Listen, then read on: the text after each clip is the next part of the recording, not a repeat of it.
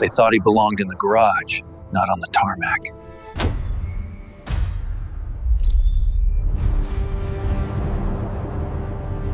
He wasn't just the man they fired. He was the man they feared. Then they tried to bury him. You're not a placeholder anymore. You're the legacy. They called him just a mechanic until he rewired the sky. You can't erase what refuses to stay buried. The tarmac nobody walks.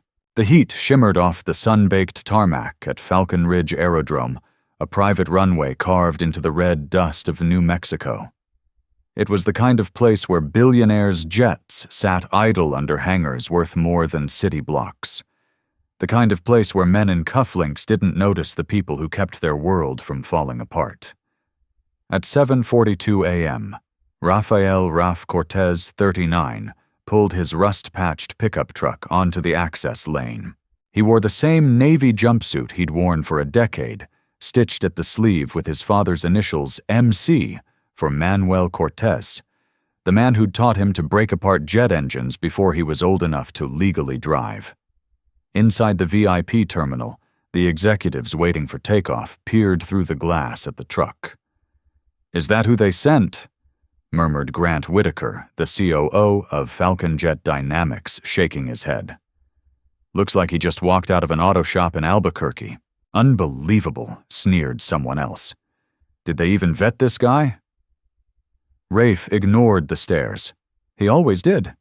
He'd been fixing turbines since most of these men were in business school. What they didn't know was that he had once built the very system they were mocking him for repairing. The Gulfstream Nova X-12 sat gleaming in the desert sun, $84 million of pure aeronautical luxury, grounded due to a mysterious depressurization alert. Falcon Jet's own elite engineers had spent 36 hours trying to isolate the fault. Nothing worked. Rafe approached the craft with silent focus. He placed his weathered toolbox down gently, almost reverently, and laid a calloused hand on the lower fuselage panel. There was something sacred about metal and mechanics, something honest. Then he heard the voice. "Let him work." Heads turned. A woman was walking across the tarmac in a sharp graphite suit, her presence slicing through the hot wind like a jet blade. She wasn't tall, but she walked like the ground answered to her. Isabel Lane, 42, CEO of Falcon Jet, known in the aviation world as the Falcon Queen. Ruthless in the boardroom, untouchable on paper. Her father had founded the company, but Isabel had turned it into an empire. Rafe stood up, wiping his hands on a rag, meeting her gaze without blinking. How long, she asked. "Depends what I find. You've got 1 hour." She checked a titanium watch worth more than his truck. "Impress me. No encouragement, no handshake. Just challenge." Rafe got to work. The moment he opened the pressure control unit panel, his breath caught. What he saw was not a mechanical failure, but a software sabotage, a dangerous override in the oxygen sensor logic. He didn't say a word. Not yet. If they'd flown with this glitch active, the cabin would have lost pressure mid-cruise. Everyone on board, including Isabel, would have blacked out before the autopilot even corrected. He grabbed his precision toolkit and worked with a kind of focused fury, each motion precise, each screw, a testimony to years spent in the shadows of people who thought education ended with a degree. But Rafe had something else, survival. Inside the terminal, Isabel watched through the glass. She'd seen hundreds of men like Rafe. But something in the way he moved, calculated, confident, without a shred of need for approval, made her pause. Her second-in-command, Grant Whitaker, sidled up beside her. "I don't trust him," Grant said quietly. "We've got military contracts waiting. You really want to put a schedule in his hands?" She didn't look away. "No. I'm putting lives in his hands. There's a difference." "Exactly." 48 minutes later, Rafe replaced the final panel and wiped sweat from his brow. He walked toward Isabel, toolbox in hand. "It's fixed. Her eyes narrowed. What was the problem? Intentional override, he said. Software-based. Someone embedded a fail loop. It wasn't a malfunction. It was a message. The hangar went silent. Message, she asked. He nodded. Someone wanted you to see this, and they wanted the right person to find it. Isabel stared at him. And are you the right person? I designed that software 6 years ago, he replied flatly, before it was taken from me. For the first time, Isabel's composure cracked. 6 years buried, inside the executive wing of Falcon Jet HQ, an angular steel and glass structure jutting from the desert like a throne. Isabel Lane motioned Rafe into her private office. It was sleek, silent, and 30 degrees cooler than the scorched tarmac outside. She didn't offer coffee. She didn't offer a seat. Start talking, she said, crossing her arms. Rafe set his toolbox gently by the door and remained standing. 6 years ago, I was a junior engineer on the Raptor project, he began. We were designing the Nova X-12 pressurization logic compact failover systems, auto recognition for high-altitude shifts, emergency overrides. Go on. I filed a working prototype, complete, tested, signed and time-stamped. Then, nothing. I was called to HR 3 days later, told I was being let go. Restructuring? No explanation. My access was revoked before I got back to my desk. Isabel's jaw clenched. I thought you were with Aerodyne Systems at the time, she said. I was, he replied. Aerodyne was Falcon Jet's primary contractor for systems development back then. My prototype went into your vault. But when the Nova X-12 launched, the system was there, identical to mine, except I wasn't. Who was credited? Isabel asked. Rafe paused. Grant Whitaker. Silence fell like a dropped wrench. Isabel's expression hardened, but her voice stayed neutral. Do you have proof he pulled a flash drive from his pocket? This has all the version logs, file signatures, code tags, submission history emails, everything I copied before they shut me out. Took me years to pull it together. She stared at the flash drive, then reached for it slowly, like it was a lit fuse. You could have sued, she said. Didn't have the money, he replied. Didn't have the name. Just had my dad's garage and a degree nobody believed I earned. Why come back now? He shrugged. I didn't. The system did. Isabel inserted the drive into her secure tablet. Her eyes scanned the metadata, her expression unreadable. The timestamps lined up. The design signature RC0517 was consistent across every file. You built it, she said. Rafe just nodded. And you think Whitaker embedded the sabotage? I think someone did, Rafe said. It wasn't random. This kind of code doesn't appear by accident. Isabel stood her mind already 10 steps ahead.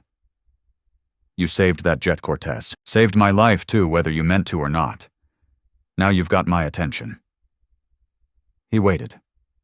What do you want? He looked her in the eye. My name back. She tilted her head, and he hesitated. The chair I earned, the work I started, I want back in.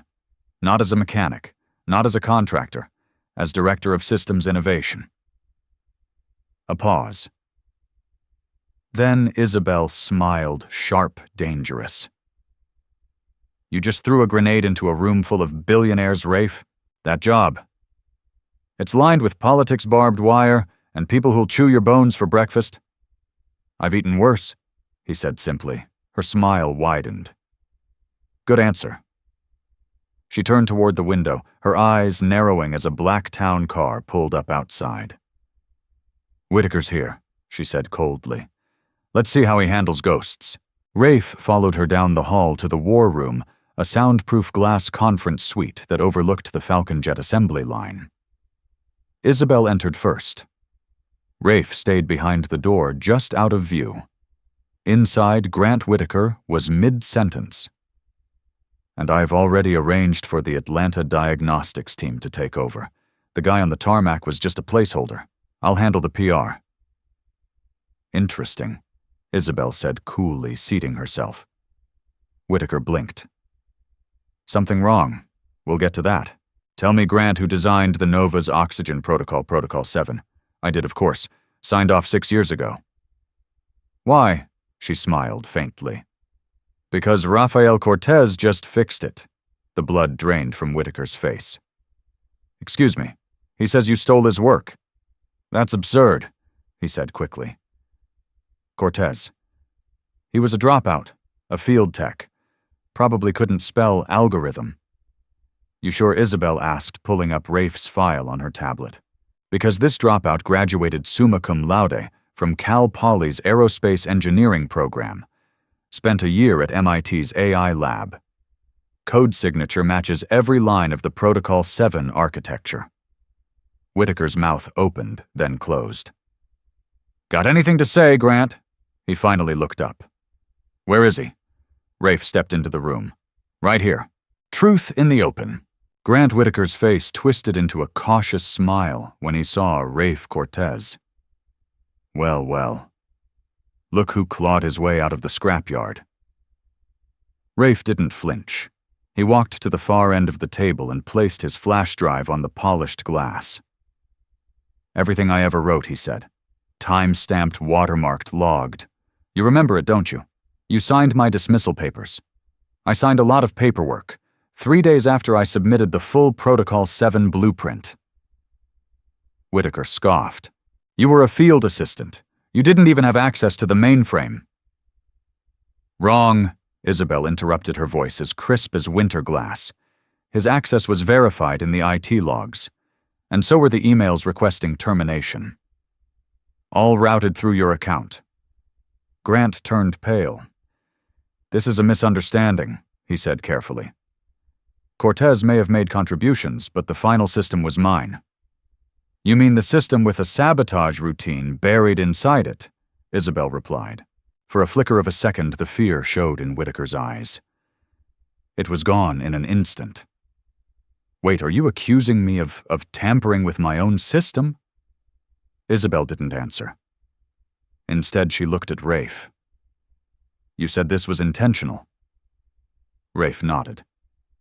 It wasn't a malfunction. It was a message. But I'm still not sure who it was meant for, you or me. Whitaker chuckled bitterly. You really think I'd risk a multi-billion-dollar jet over... What ego? I think someone tried to create a crisis only they could fix, Rafe said. Someone who thought I'd never show up again. That no one would believe a guy who fixes engines out of a garage. Except you did show up, Isabel murmured. And now we believe you. Whitaker straightened, jaw tight. You can't take my word against his, Isabel. You'd tank the company over an old grudge. No, she said.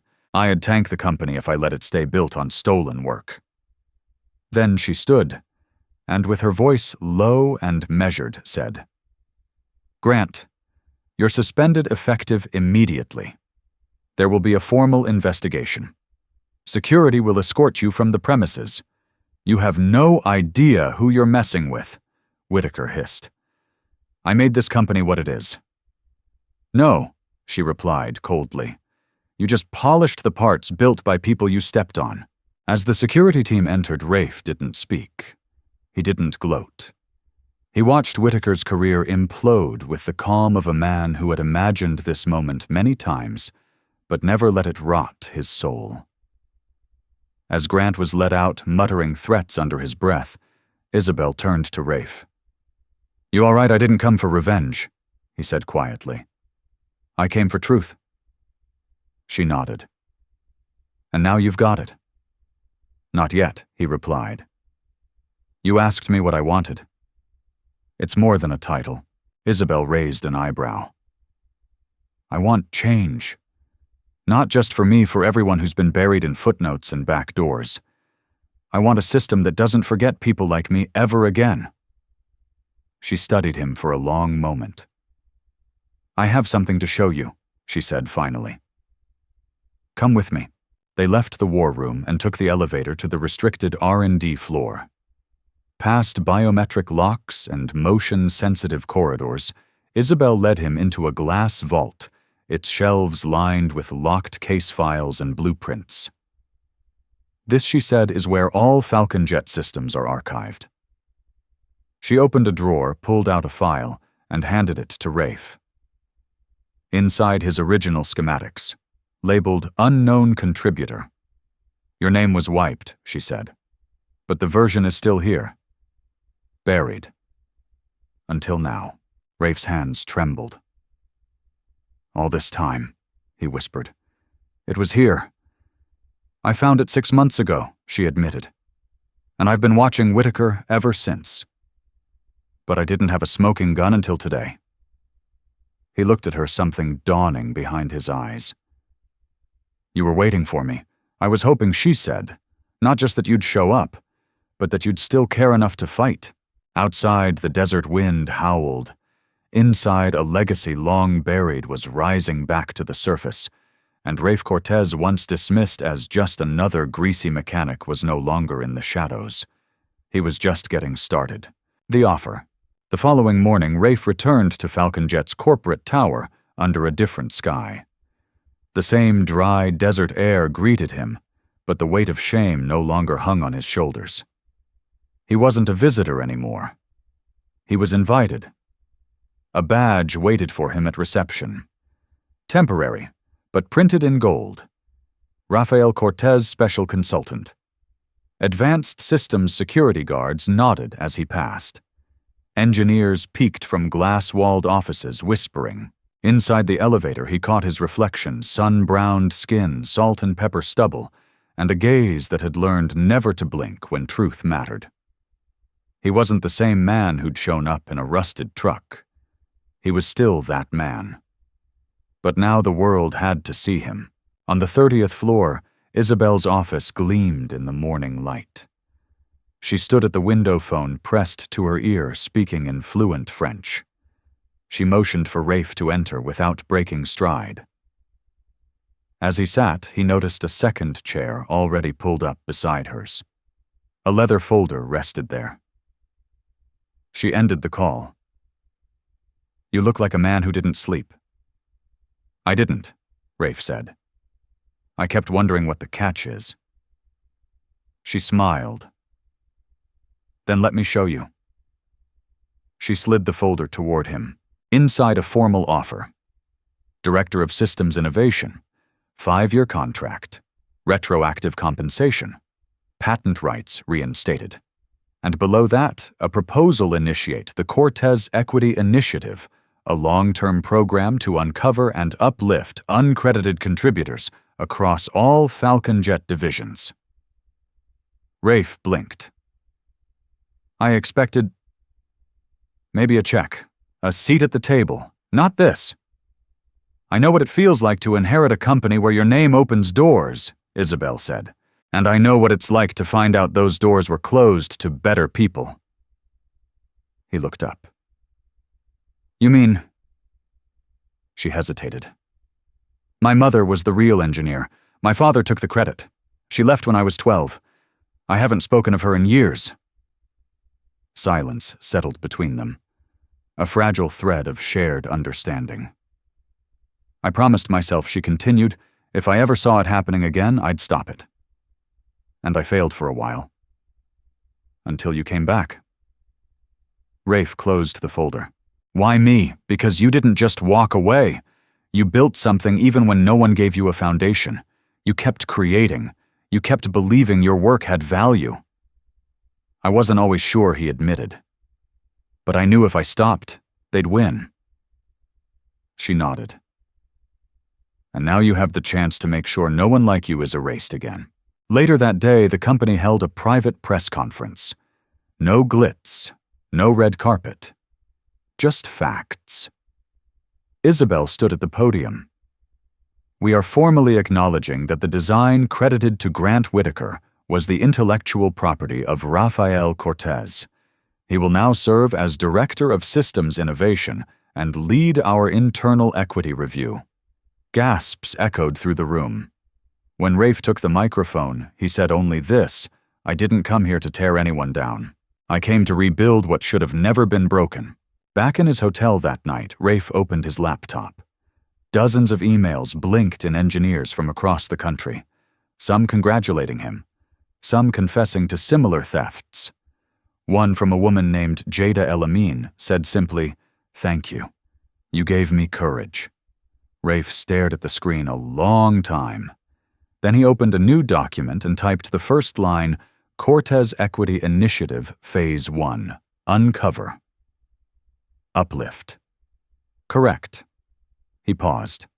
And then for the first time in years, he smiled. From shadows to strategy. 3 weeks into his new position, Rafe Cortez walked through the glass corridors of Falcon Jet with a clipboard in one hand and the eyes of an entire industry on his back. His old jumpsuit had been replaced by slacks and a collared shirt, but he still wore the same steel-toe boots. "Don't forget what kept you standing when no one saw you," his father once said. Rafe intended never to forget. His first order of business audit the last 10 years of Falcon Jet's innovation pipeline. He and his small, hand-picked team combed through thousands of technical submissions, design drafts, and project archives, line by line, metadata by metadata. The Cortez Equity Initiative was no PR stunt. It was a crusade. It didn't take long before patterns began to emerge. Technical assistants marked as observers, even when their work shaped core systems. Email threads showing designs rewritten by superiors days before patent filings. HR reports citing performance issues filed conveniently after breakthrough submissions by marginalized employees. And in the center of it all, Grant Whitaker, whose access to innovation logs had been quietly shut off, but who was still under corporate review. Rafe reviewed one folder that hit too close. It belonged to Emmanuel Manny Reyes, a Puerto Rican propulsion engineer fired 4 years ago for disruptive behavior. But his propulsion sketches looked eerily similar to Falcon Jet's new Falcon Drive engines. Manny had no lawyer, no money, no platform. But Rafe had one now. He picked up the phone. Meanwhile, Isabel faced her own battle. 3 board members, longtime allies of Grant, were pressing for strategic redirection, worried that Rafe's appointment might cost them investor confidence. In one meeting, a thin-lipped executive named Jensen Moore said, "This isn't about fairness, Isabel. It's about image. Elevating this mechanic, it sends the wrong message." Isabel's voice was calm, but lethal. "The only message we're sending is that theft and bias aren't tolerated anymore. Shareholders will revolt, only if they think their profit depends on injustice." "Do you think he can really do this job?" Moore asked. "I don't think," she said. "I know." Rafe's first public presentation came at the Global Aerotech Summit in Seattle. He walked on stage with no slides, no suit, just a simple black shirt with the Falcon Jet emblem and a single sentence below: "You can't innovate what you refuse to see." He began by telling his story not with bitterness, but with clarity. Then he unveiled a new protocol.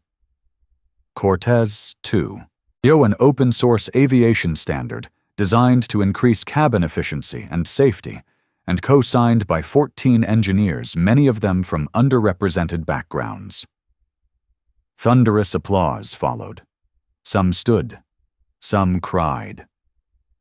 But Rafe looked past them into the live stream camera. He wasn't speaking to CEOs. He was speaking to the young engineer watching in silence, the one whose contributions might be buried next if he didn't do this right. The next day, the hashtag #BotcherCredit Creators trended worldwide. Falcon Jet's inbox flooded with resumes from brilliant minds who had almost given up. The company's stock didn't fall. It rose. Enemies, evidence, and echoes. In early December, while most of Falcon Jet's executive wing prepared for holiday bonuses and investor calls, Rafe Cortez sat across from Emmanuel Reyes in a quiet diner off Route 76. Snow flurried outside the booth heater, wheezing in protest. Manny's eyes were hollow with exhaustion. "You really think they'll listen now?" Rafe slid a folder across the table. "Not only will they listen, they're going to pay you back?" "With interest." Inside were internal Falcon Jet documents, project blueprints, development logs, time-stamped edits, all traced back to Reyes's propulsion design, stolen and deployed under someone else's name. "I can get you in front of the General Counsel," Rafe said, "or we can go public together." Manny stared at the folder for a long time. "All I ever wanted was a damn footnote. You deserve a headline." Back at Falcon Jet, trouble brewed. Grant Whitaker, despite being suspended, had retained legal counsel and quietly leaked misinformation to a finance blog, false allegations that Rafe had accessed private files, manipulated data, and bullied engineers into silence. The post went viral. One headline screamed Falcon Jet's equity hire under fire hero or hacker. The board called an emergency meeting. Isabel met Rafe in her office that night, her jaw-tight voice low. "They're pushing for an independent ethics review. You'd be benched during the investigation." Rafe didn't flinch. "Let them look. I've got nothing to hide." She paused. "Grant's not working alone. Someone fed him those logs. There's a leak on the inside." He looked her dead in the eye. "Then let's flush them out." They didn't have to wait long. At 3:14 a.m., Falcon Jet's internal security system flagged a suspicious download from a restricted server. An IP address, J. Moore Jensen Moore, the same board member who had warned Isabel about Rafe's appointment. The same man who had built quiet alliances with venture firms interested in privatizing Falcon Jet's IP through shell acquisitions. A mole. Isabel's voice was cold as frost. "He's been feeding Whitaker this whole time, trying to take the company out from under me." Rafe leaned forward. "Then we expose them together. Not just for me, for every name they buried." The next board meeting was unlike anything Falcon Jet had seen. It was supposed to be a standard quarterly report. Instead, Isabel took the podium and said, "Before we begin, I'd like to introduce a special presentation from Director Cortez." Gasps filled the room. Rafe stepped forward. Behind him, the screen lit up with side-by-side comparisons, patented systems, next to time-stamped development files bearing different authors, audio recordings, internal messages. Then came the final blow. A live audio feed recorded the night before of Jensen Moore speaking to a shadow investor about selling Falcon Jet's modular engine IP. The room fell silent. Isabel stood. Effective immediately, Jensen Moore is relieved of board duties, legal action pending. Afterward, some board members shook Rafe's hand. Others still avoided his gaze. He didn't care. He had one more stop to make. Later that evening, Rafe sat at the community tech center he helped build, watching a 14-year-old named Tina test her first drone prototype. She grinned when it hovered lopsided but airborne. "You ever think you'd be here?" Isabel asked, appearing beside him. He shook his head. "I thought I'd spend my life fixing what other people broke. Never imagined I'd help build something of my own." She looked at him. "You have. And it's not done yet. Blueprints for tomorrow." 3 months later, Falcon Jet looked like a different company. Gone were the opaque corridors of unspoken hierarchies and faceless innovation. In their place were glass-walled idea labs, equity review stations, and mentoring circles led by engineers from every background, each one telling a story no longer hidden in footnotes. At the heart of it all was Rafael Cortez. He sat in a modest office by choice, lined with framed patents, many of which now bore names that had once been erased. One of them belonged to Emmanuel Reyes, now promoted to lead propulsion strategist. another to Sasha Hahn, a junior systems dev who had quietly created Falcon Jet's most efficient diagnostic script, but was previously denied authorship because her English wasn't strong enough. "I never wanted credit," Sasha once told Rafe. "And that's why you deserve it," he replied. In early spring, Falcon Jet launched a company-wide archive correction initiative co-led by Rafe and the legal department. For every verified act of credit appropriation, 3 things happened: public acknowledgement in the employee's record, retroactive bonus payouts and royalties where applicable, mentorship matching to rising talent in similar backgrounds. The industry called it revolutionary.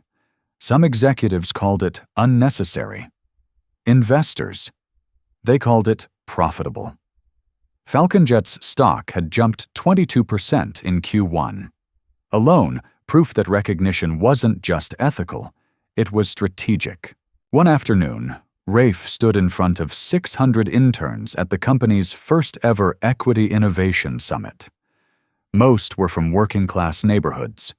Many were first-generation college students.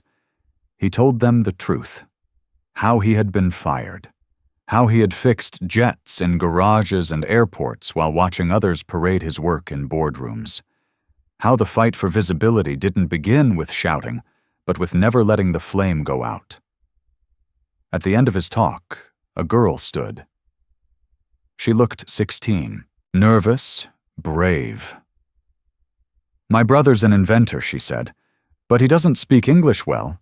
He says no one will ever take him seriously." Rafe walked toward her, removed the Falcon Jet pin from his lapel, and handed it to her. "You tell him this pin belongs to people who speak with their hands, too. And if he ever wants to be taken seriously, we're hiring." That night, Falcon Jet's board voted unanimously to make the Cortez Equity Initiative permanent and expand it to all subsidiaries and global partners. No longer a project. Now, a legacy. In his quiet time, Rafe still visited his father's grave every month. He brought a blueprint each time, his own kind of flowers. This one, he whispered once, setting down a schematic for a next-gen energy recovery unit, has your initials embedded in the core code. MC. For every time you taught me to rebuild instead of throw away. Later that week, Isabel handed him a letter with a red wax seal. "You've been invited," she said, grinning to keynote at the International Aeronautics Congress in Geneva. Rafe blinked. "Keynote me? You're the mechanic who rewired an industry," she said. "I'd say it's time the world heard from you." Whines of recognition. The grand hall of the International Aeronautics Congress in Geneva sparkled with cold elegance. Marble floors, chrome banners, dignitaries from 40 countries. Aerospace pioneers mingled in tailored suits and whispered in 5 languages. And walking calmly through the center of it all, wearing worn leather shoes and a charcoal gray suit stitched by a tailor in his old neighborhood, was Rafael Cortez. His badge didn't read mechanic anymore. It read Rafael Cortez, Global Director Systems and Ethics Falcon Jet. But the weight on his shoulders was not pride. It was responsibility.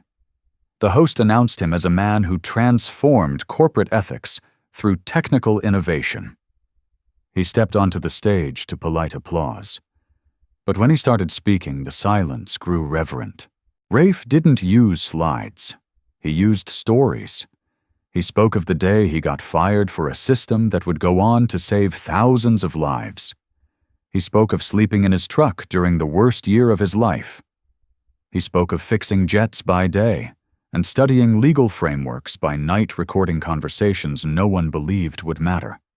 And then he said, this world didn't need another genius. It needed someone who refused to stay silent when their name was erased.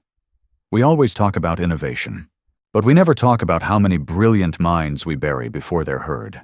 Equity isn't charity, it's accuracy, gasps, nods, then tears from older engineers in the front row who knew they too had been part of a system that turned away too many Rafe Cortezes.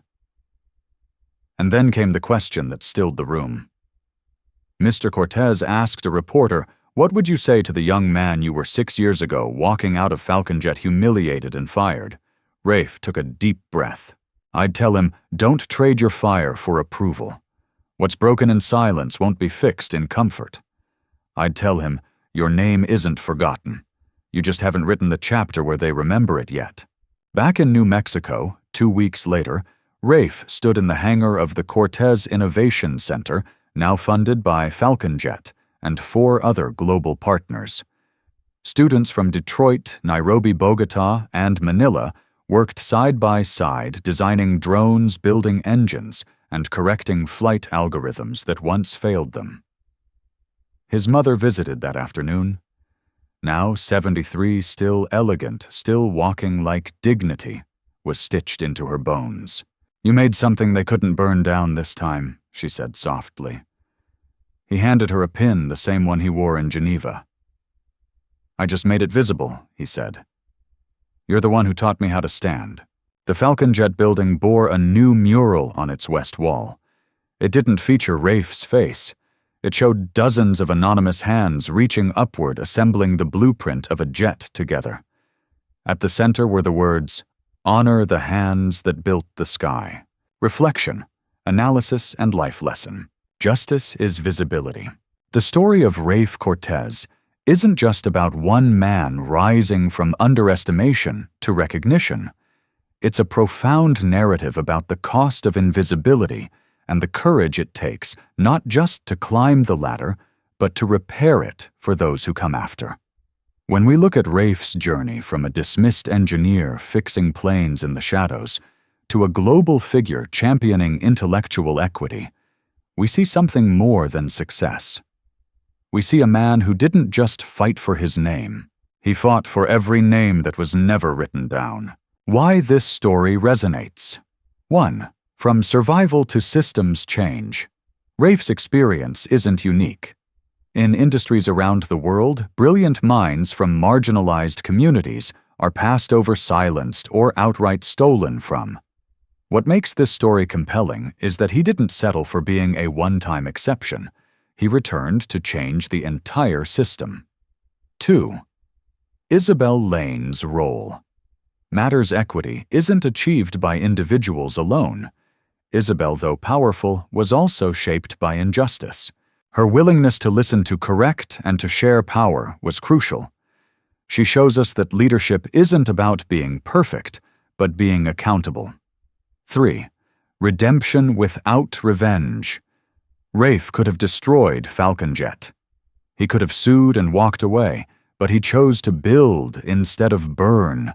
That's real power, not punishing the past, but investing in a better future. Life lessons you can apply today. 1. Protect your work, but don't let bitterness own you. Keep your records. Defend your voice, but don't let resentment become your story. Let vision drive you, not vengeance. 2. Elevate others. While you climb, success isn't success if the ladder disappears behind you. Share your knowledge. Open doors. Make space at the table for voices that were once silenced, just like yours. 3. Fight for structural change. Not just personal victories. Getting your turn isn't the goal. Changing the rules so everyone gets a fair turn is. 4. Your value is not diminished by their failure to see it. Whether you're a student, a freelancer, or someone stuck in a job that doesn't see your worth, your contribution matters. Keep building. The day will come when silence can no longer contain your truth.